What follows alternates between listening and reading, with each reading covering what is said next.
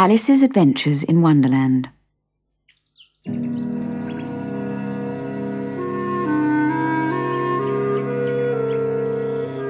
Alice was beginning to get very tired of sitting beside her sister on the bank and of having nothing to do. Once or twice she peeped into the book her sister was reading, but it had no pictures in it.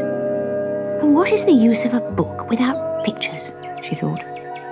It was very hot, and Alice was feeling sleepy. When suddenly, a white rabbit with pink ears ran close by her. There was nothing very unusual about that, and Alice did not even think it particularly strange to hear the rabbit say to himself, "Oh dear, I shall be too late." But when he actually took a watch out of his waistcoat pocket and looked at it and hurried on, Alice jumped to her feet. "How curious," she said to herself. "I've never seen a rabbit take a watch out of a waistcoat pocket before. Where can it be going?" And she raced after him across the field, just in time to see him pop down a large rabbit hole under the hedge. Alice followed without a moment's thought, but suddenly she found herself falling down a very deep well. Down, down, down. It seemed that her fall would never end. "I wonder if I shall fall right through the earth," thought Alice. She was beginning to doze off, when suddenly she landed with a thump on a heap of dried leaves. She was not a bit hurt, and as she got to her feet, she suddenly saw the white rabbit disappearing down a long passage. "Oh, my ears and whiskers," she heard him say. "How late it's getting." Alice ran after him down the passage, and turning a corner, she found herself in a long, low hall with doors on every side. The rabbit was nowhere to be seen, but in the middle of the hall was a little table of solid glass, and on it a tiny golden key. Alice quickly discovered that all the doors in the hall were locked, and, alas, the key would not open any of them. But then she noticed a velvet curtain, and behind it a tiny door.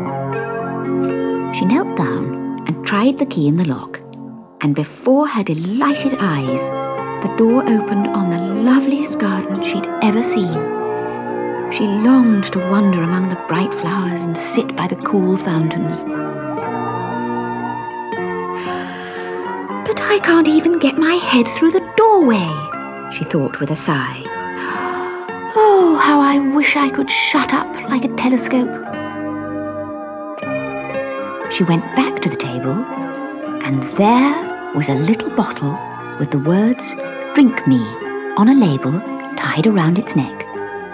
She examined it to make sure it was not marked poison, and took a little sip. It was so very tasty that she quickly finished off the whole bottle, and then she began to have a rather curious feeling. "It's as if I was shutting up like a telescope," she said to herself. And so she was. In fact, she was now small enough to enter the lovely garden. All she had to do was reach the golden key which was lying on top of the table.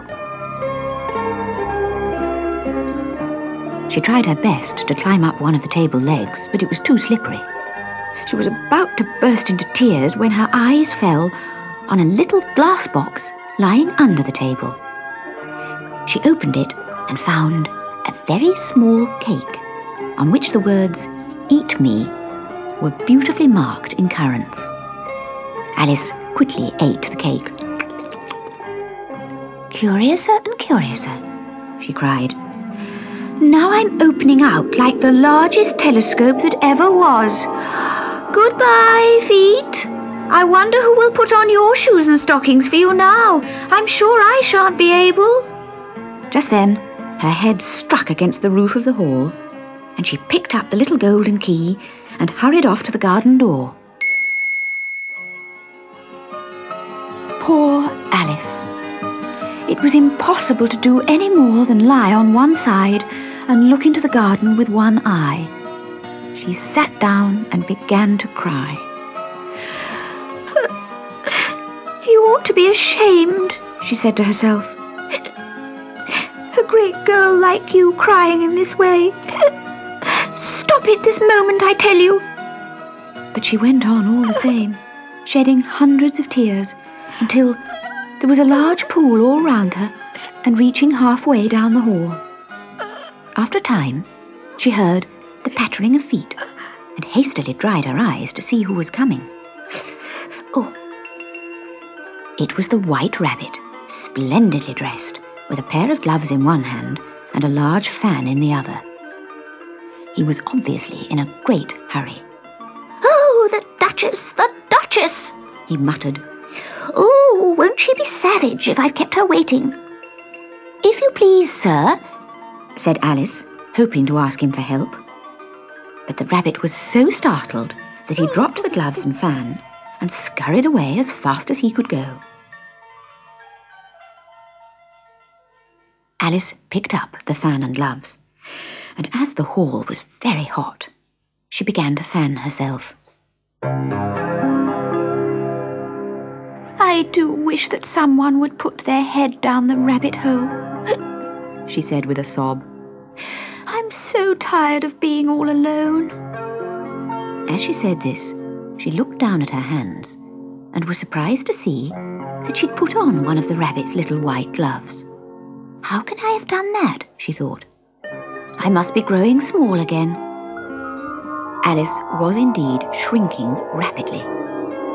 She quickly discovered that the cause of this was the fan, and she dropped it just in time to save herself from shrinking away altogether.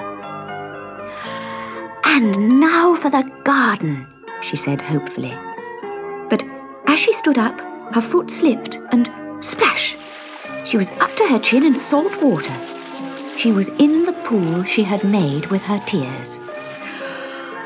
"Oh, I wish I hadn't cried so much," said Alice as she swam about, trying to find her way out. "I shall be punished for it now, I suppose, by being drowned in my own tears. That will be a very queer thing to happen, to be sure, but then everything is very queer today." From the sounds of splashing all round her, she knew that she was not alone. The pool was fast becoming crowded with birds and animals. A mouse, a duck, a dodo, a parrot, an eaglet, and several other strange creatures who'd fallen in. They were all anxious to get up, and with Alice leading the way, they swam to the shore. Then, feeling cross and uncomfortable, they sat down to discuss how to get dry again. At last, the dodo stood up. "The best thing to get us dry would be a caucus race," he said. Alice was puzzled, but nobody disagreed. So the dodo solemnly marked out a racecourse in a sort of circle and placed the party of animals along it. Then he told them to run and stop whenever they liked.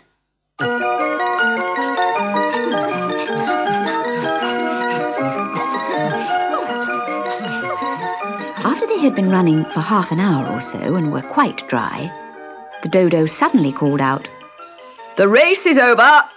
Everybody has won. She will give the prizes." He pointed to Alice with one finger. Alice had no idea what to do, but as the creatures crowded round her, she put her hand in her pocket and pulled out a box of sweets. There were just enough to go round. "Do you have anything else in your pocket?" asked the dodo. "Only a thimble," replied Alice. "That will be your prize," said the dodo. "Hand it over here." The creatures crowded round again while the dodo solemnly presented the thimble. They all looked so grave that Alice did not dare to laugh. Instead, she simply bowed and took the thimble, looking as serious as she could. The whole party cheered, and feeling well pleased with the race, they sat down and asked the mouse to tell them a tale. But the mouse was tired of their company and impatiently walked away. "I wish our Dinah was here," said Alice. "She'd soon fetch him back." "And who is Dinah?" asked the parrot. "Dinah is my cat," replied Alice. "She's the best cat in the world. You should see her chase after mice or birds. Why, she'll eat a little bird as soon as look at it. This speech caused a remarkable sensation. One by one, the creatures all found an excuse to leave, and soon Alice was completely alone.